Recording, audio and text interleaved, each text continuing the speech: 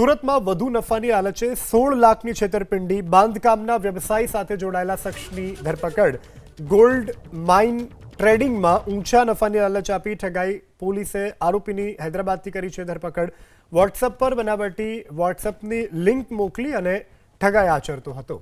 તો આ ઠગબાજ કે જેને ઝડપી લેવામાં આવ્યો છે, 16 લાખની છેતરપિંડીનો ઠગબાજ પર આરોપ છે। જેમાં 16 લાખની ટોટલ ફ્રોડ ફરિયાદી સાથે થઈ હતી।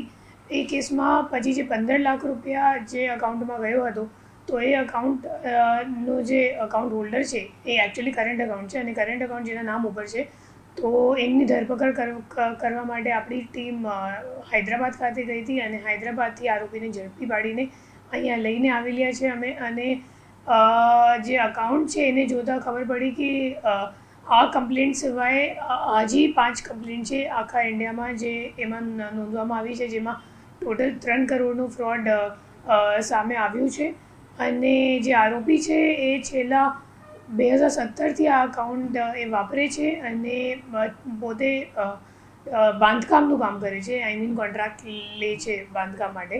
અને અત્યારે એમને કામ મળતું નહોતું, તો ત્યારે ફાઇનાન્શિયલ સર્વિસીસ અને ક્રાઇમમાં લાગી ગયો હતો।